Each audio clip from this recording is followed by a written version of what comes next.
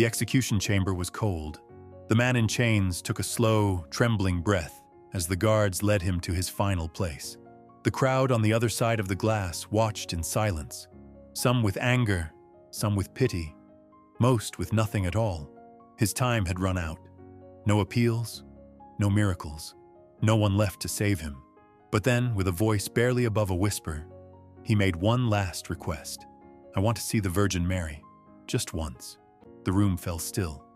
Even the warden hesitated. No one expected what would happen next, because in the final minutes before his death, something no human could explain unfolded before their eyes. Stay with me until the end, because this story will challenge everything you believe about faith, redemption, and miracles. Before we begin, don't forget to like this video, hit subscribe, and comment where you're watching from. Now let's get started. This is the story of Marcos Rodriguez, a man whose final hours would prove that divine intervention still reaches into the darkest corners of our world. What you're about to hear isn't just another tale of crime and punishment. It's an account that will shake your understanding of mercy, justice, and the mysterious ways grace can transform even the most broken situations. Marcos was 37 years old when he received his death sentence. The courtroom had been packed that day in October 2019. Victims' families sat in the front rows, their faces etched with years of pain and loss. Behind them, reporters scribbled notes and photographers captured every moment of what they assumed would be just another routine sentencing. But there was nothing routine about Marcos Rodriguez or the crime that had brought him to this moment. 5 years earlier, during what was supposed to be a simple convenience store robbery, everything had gone catastrophically wrong. A security guard named Thomas Mitchell had been working his overnight shift when Marcos and two accomplices burst through the doors. Thomas was 62 years old, just 3 months away from retirement. He had grandchildren who called him Papa Tom and a wife who packed his lunch every night with little notes of encouragement. The prosecution painted Marcos as the mastermind, the cold-blooded leader who had orchestrated not just the robbery, but the brutal beating that left Thomas fighting for his life in intensive care. For 18 days, Thomas's family maintained a vigil beside his hospital bed, praying for a miracle that never came. When Thomas finally passed away, the charges against Marcos escalated from armed robbery to first-degree murder. The evidence seemed overwhelming. Security cameras showed Marcos entering the store. His fingerprints were found on the baseball bat used in the attack. 2 witnesses identified him in a lineup. His accomplices had already confessed and pointed directly at him as the one who had struck the fatal blow. Marcos maintained his innocence throughout the entire trial, insisting that while he had been present during the robbery, he had never touched Thomas Mitchell. He claimed that his accomplice, Danny Vasquez, had panicked and attacked the guard, while Marcos tried to stop him. But Danny's testimony told a different story entirely, and the jury believed Danny over Marcos. The trial lasted 3 months, but the jury deliberated for less than 6 hours before returning with their verdict: guilty on all counts. The judge, Patricia Hawthorne, had presided over dozens of murder cases during her 20-year career, but something about this one stayed with her long after the gavel fell. Marcos's mother, Elena Rodriguez, collapsed in the courtroom when the sentence was read. She was a woman who had cleaned office buildings for 30 years to support her family, who had never missed a Sunday Mass, who had raised 4 children in a neighborhood where survival required both faith and fierce determination. Elena had watched her son struggle with addiction and bad choices throughout his 20s, but she had never stopped believing that somewhere inside the troubled young man was the little boy who used to help her light candles at church. The little boy who would kneel beside her bed every night, reciting prayers in Spanish that his grandmother had taught him. During the 5 years between his conviction and scheduled execution, something remarkable began to happen to Marcos. The anger and defiance that had characterized his early years in prison slowly gave way to something deeper. He started attending the chapel services led by Father Gabriel Santos, a 70-year-old priest who had ministered to death row inmates for over 2 decades. Father Santos was not the kind of chaplain who offered false hope or empty platitudes. He had seen too much suffering, too many last-minute conversions that seemed more about fear than genuine transformation. But there was something different about Marcus Rodriguez that caught his attention during their very first meeting. Marcus didn't ask about appeals or legal loopholes. He didn't proclaim his innocence or rage against the system. Instead, he asked Father Santos about forgiveness. Not forgiveness from God or from society, but whether it was possible to forgive yourself when you knew your choices had contributed to someone's death, even if you hadn't struck the fatal blow. The conversations that followed over the next several years revealed a man wrestling with profound questions of guilt, responsibility, and redemption. Marcus began reading voraciously, devouring books on theology, philosophy, and spirituality. He learned to pray the rosary that his mother had smuggled to him through the prison chaplain, the same rosary that had belonged to his grandmother. Elena visited her son every week without fail, traveling 4 hours by bus each way to spend 30 minutes with him in the sterile visiting room. She would arrive carrying the same worn purse she had carried for 15 years, containing a small photograph of the Virgin of Guadalupe, a packet of tissues, and whatever small treats the prison allowed her to bring.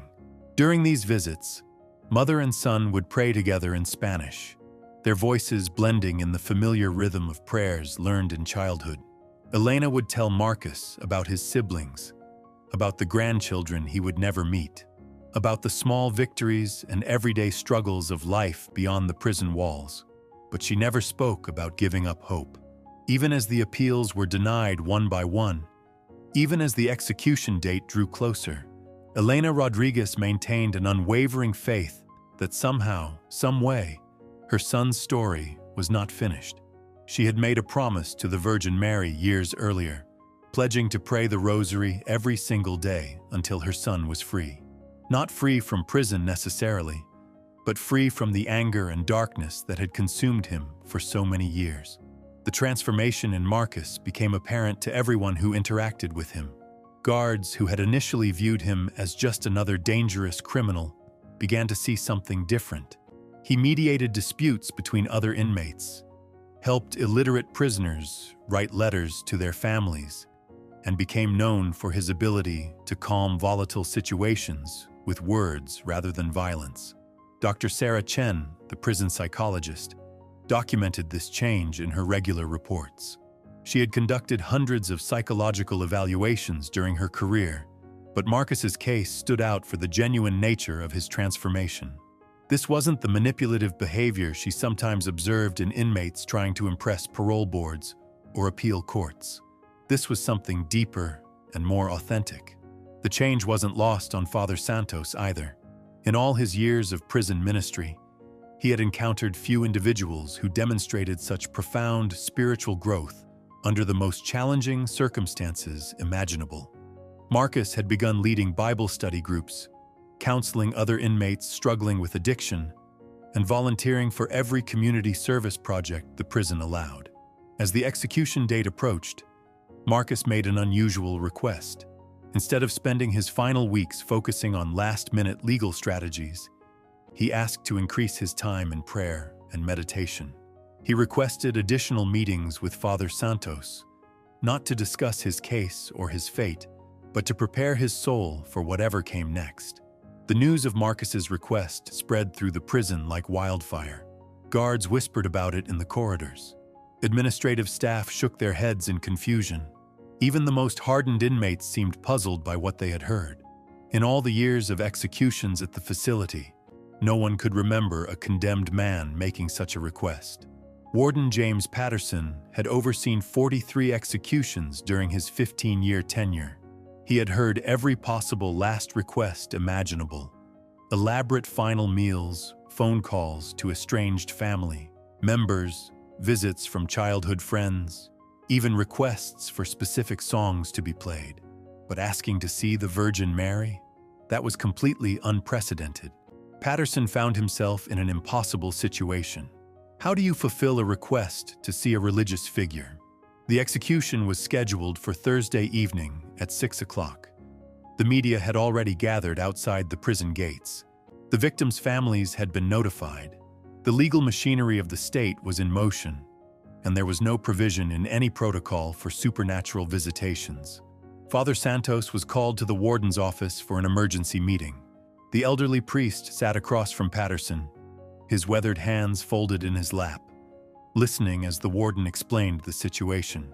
"Father, I need your help here," Patterson said, his voice carrying the weight of years spent navigating impossible decisions.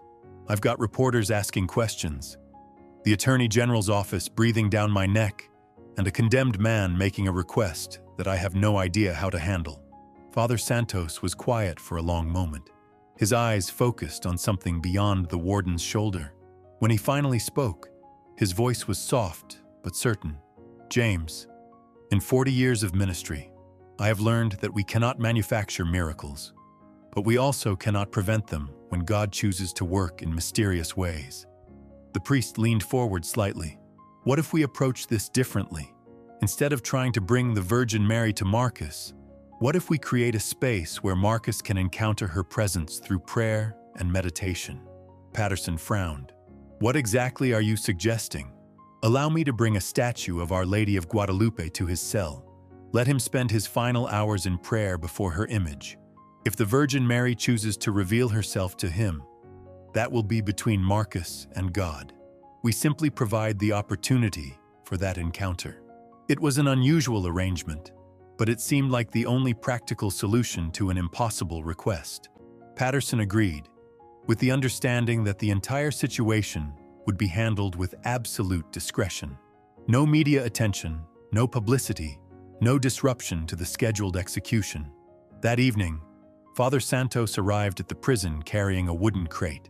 Inside was a 3-foot statue of the Virgin of Guadalupe that had been donated to the prison chapel years earlier by a Mexican family whose son had died in custody. The statue was simple but beautiful, carved from dark wood with painted details that had faded slightly over time. The statue was placed in Marcus's cell at 8 o'clock that night. As the guards secured it to a small table, Marcus knelt on the cold concrete floor, his eyes fixed on the gentle face of the Virgin. For the first time since receiving his execution date, he felt a sense of peace that transcended his circumstances. The next morning brought unexpected developments. Word of Marcus's request had somehow leaked to the media, despite the warden's attempts at secrecy. Television news vans lined the street outside the prison. Religious groups had begun gathering for prayer vigils. The story had captured public attention in ways no one had anticipated. Inside the prison, something even more extraordinary was beginning to unfold. Guards making their routine checks reported that Marcus had not moved from his kneeling position in front of the statue for hours at a time. He prayed continuously, sometimes in English, sometimes in Spanish, his lips moving in constant whispered conversation with the wooden figure before him. Officer Rebecca Martinez, a devout Catholic herself, was particularly moved by what she witnessed. During her shift that Tuesday morning, she observed Marcus praying with an intensity she had never seen before. His entire being seemed focused on the statue, as if he were having an actual conversation with a living person. "I've never seen anything like it," Martinez later told her colleagues. "It was like he was talking to his mother or his best friend. There was this sense of peace in that cell that I can't explain." Dr. Chen conducted her final psychological evaluation of Marcus that afternoon. She found him to be remarkably calm and coherent, showing none of the anxiety or despair typically observed in inmates facing imminent execution. When she asked about his emotional state, Marcus smiled gently. "Doctor, I know this might sound strange, but I feel like I'm exactly where I'm supposed to be. For the first time in my adult life, I feel completely at peace with whatever happens next." Elena Rodriguez made her final visit to her son on Wednesday afternoon. When she saw the statue of the Virgin in his cell, tears streamed down her face. She had prayed to this same image of Our Lady of Guadalupe throughout her entire life, seeking guidance through every crisis, every heartbreak, every moment of desperation. Mother and son knelt together before the statue, praying the rosary one last time. Elena's voice trembled as she recited the familiar prayers, knowing this would be their final conversation on earth. But there was something different about this visit. Instead of the crushing sorrow she had expected to feel, Elena experienced an unexpected sense of hope. "Mijo," she whispered to Marcus as their time together came to an end, "I want you to know that no matter what happens tomorrow, you are my son and I love you. But more than that, you are God's child, and His love for you is greater than anything we can imagine." Marcus pressed his hand against the glass that separated them. "Mama, I want you to know that these past 5 years, all the pain we've been through, it brought me back to God. It brought me back to who I was always meant to be. That's a gift I never would have received any other way." That evening, as the sun set on what would be Marcus's last night alive, something began to happen that would challenge everything. The witnesses thought they knew about the boundaries between heaven and earth.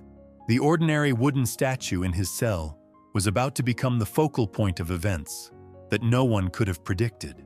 At exactly 9:30 that night, Officer Martinez was conducting her routine security check when she noticed something that made her stop in her tracks. The cell, which should have been dimly lit by the standard fluorescent bulbs, seemed to be filled with a warm, golden light that appeared to be emanating from the statue itself. Martinez rubbed her eyes, certain that exhaustion was playing tricks on her mind. She had worked double shifts all week, and the stress of overseeing an execution always took its toll. But when she opened her eyes again, the light was still there, soft and pulsing like a gentle heartbeat. The glow wasn't harsh like the prison's fluorescent lighting. It was warm, almost alive, seeming to breathe with its own rhythm. Martinez stepped closer to the cell bars, her hand instinctively reaching for her radio, but something stopped her. The light wasn't threatening or supernatural in a frightening way. It was peaceful, comforting even. Marcus remained kneeling before the statue, but now his posture had changed. His head was tilted upward, his face illuminated by the mysterious radiance. Tears streamed down his cheeks, but his expression was one of pure joy, as if he were seeing something magnificent that existed beyond the concrete walls of his cell. Martinez watched in stunned silence as the light grew slightly brighter. She could hear Marcus speaking, but his words were different now. Instead of the whispered prayers she had observed earlier, he seemed to be having an actual conversation, pausing as if listening to responses that only he could hear. "I understand now," Marcus said aloud, his voice filled with wonder. "I see why everything had to happen this way. The pain, the mistakes, even this place, it all led me back to you." The officer felt her own eyes filling with tears. Though she couldn't explain why, something profound was happening in that cell, something that defied every rational explanation she could think of. She fumbled for her radio, knowing she needed to report what she was witnessing, but found herself paralyzed by the beauty of the moment. Meanwhile, in another part of the prison, Father Santos was in his small office, preparing for what he knew would be the most difficult day of his ministry career. He had counseled dozens of men through their final hours, but Marcus was different. The genuine transformation he had witnessed over the past 5 years made the approaching execution feel like a tragedy beyond words. As the priest knelt in prayer before his own small crucifix, he felt compelled to visit Marcus one more time. Something was drawing him toward the death row block, an urgency he couldn't ignore. He gathered his Bible and rosary and made his way through the eerily quiet corridors. When Father Santos reached the death row section, he found Officer Martinez standing motionless before Marcus's cell, her face wet with tears. The priest was about to ask what was wrong when he saw it himself. The warm, golden light emanating from the simple wooden statue filled the entire cell with an otherworldly radiance. "How long has this been happening?" Father Santos whispered, his voice barely audible. Martinez turned toward him, her eyes wide with disbelief. "About 10 minutes, Father." I've never seen anything like it. The light, it's coming from the statue itself. There's no electrical source, no explanation.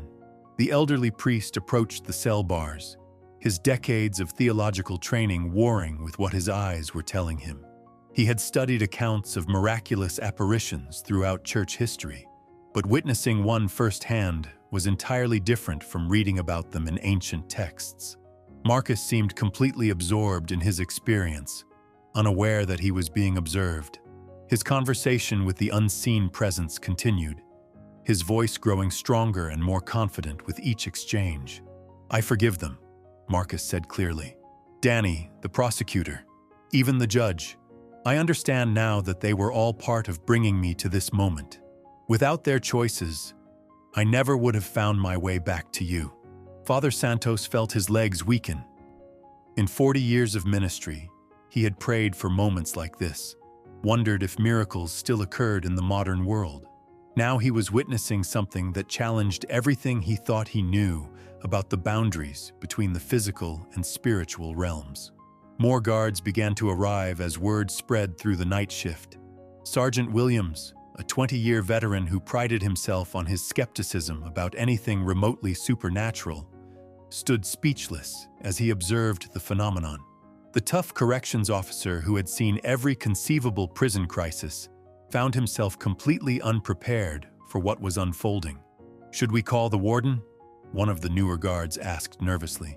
Father Santos shook his head. "Not yet. Let's see what happens. This may be something we're meant to witness." As if, the light from responding to their conversation, the statue began to pulse. Moore's voice rose slightly rhythmically. Marcus, filled with increasing emotion. "Yes, I'm ready," he said with absolute certainty. "I've been ready since the moment I truly understood what forgiveness means. Not just receiving it, but giving it freely to everyone who played a part in my story." The priest noticed that other inmates in nearby cells had awakened and were pressing their faces against their cell doors, trying to see what was causing the commotion. Even the most hardened criminals seemed affected by whatever was happening. The usual nighttime sounds of the prison, the restless movements and occasional shouts, had given way to complete silence. Dr. Chen, who had been working late in her office, arrived after receiving an urgent message from security. The psychologist who had documented Marcus's transformation over the years stood beside Father Santos, struggling to process what she was witnessing through the lens of her scientific training. "There has to be a logical explanation," she murmured, though her voice lacked conviction. "Reflected light from somewhere. An electrical malfunction. Something." But even as she spoke, Dr. Chen knew that no rational explanation could account for what they were observing. The light was too focused, too intentional, too clearly connected to Marcus's spiritual state to be dismissed as a coincidence or technical problem.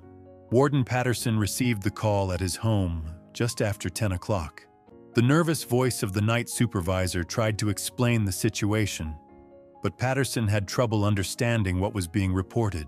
Mysterious lights, religious experiences, guards crying at their posts. It sounded like someone was having a breakdown. "I'll be there in 20 minutes, Patterson said, already reaching for his clothes. "And nobody talks to the media about any of this until I get there." When the warden arrived at the prison, he found a small crowd of staff members gathered around Marcus's cell. The golden light was still visible, though it seemed to be gradually growing softer. Patterson pushed through the group, expecting to find some simple explanation for what his officers were describing. Instead, he found himself face to face with something that challenged every assumption he had about the nature of reality. The statue was definitely glowing, pulsing with a warm radiance that seemed to come from within the wood itself. There were no hidden lights, no electrical sources, no tricks or illusions. Just an impossible phenomenon occurring in the most unlikely place imaginable. Marcus had finally risen from his kneeling position and was now standing before the statue with his arms outstretched, as if embracing someone invisible to everyone else. His face was radiant with joy, transformed in a way that made him look years younger. "She's here," Marcus said, his voice carrying clearly through the cell block. "Our Lady is here and she's not alone. They're all here. Everyone who needed to be part of this moment." Father Santos felt his heart racing as he realized what Marcus might be experiencing. According to Catholic tradition, the Virgin Mary often appeared accompanied by other saints or spiritual figures, especially during moments of profound significance. "Who else is there, my son?" the priest called out gently. Marcus turned toward the gathered observers, his eyes shining with an inner light that seemed to reflect the glow from the statue. "Thomas is here," Marcus said with absolute certainty. "Thomas Mitchell. He's standing right beside Our Lady, and he's smiling. He says he forgives me completely. He says he's been praying for me every day since he passed, asking God to help me find peace." Several of the guards exchanged shocked glances. They all knew the name Thomas Mitchell, the security guard whose death had brought Marcus to death row. The idea that his spirit might somehow be present in this cell, offering forgiveness to his killer, was almost too overwhelming to process. Officer Martinez crossed herself instinctively, her Catholic upbringing providing the only framework she had for understanding what was happening. The other staff members, regardless of their religious backgrounds, seemed equally moved by the profound nature of what they were witnessing. Dr. Chen found herself questioning everything she thought she knew about psychology, consciousness, and the nature of human experience. The scientific method that had guided her entire career offered no tools for analyzing what was occurring before her eyes. "Marcus!" she called out, her voice professional despite her emotional state. "Can you describe exactly what you're seeing?" Marcus smiled, his face still turned toward something the others couldn't perceive. "Doctor, it's more beautiful than anything I could ever put into words. Our Lady is wearing the most amazing blue robe, and there's light all around her, but it's not harsh. It's like being wrapped in love itself." He paused, as if listening to something, then continued. "She says that my mother's prayers have been heard. Every single rosary Elena prayed, every candle she lit, every tear she shed, none of it was wasted.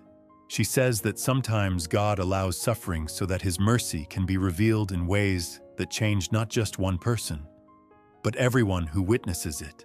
Father Santos felt tears streaming down his face as he recognized the profound theological truth in Marcus's words. The mystery of redemptive suffering, the idea that even the worst circumstances could become vehicles for divine grace, was being demonstrated in the most powerful way imaginable.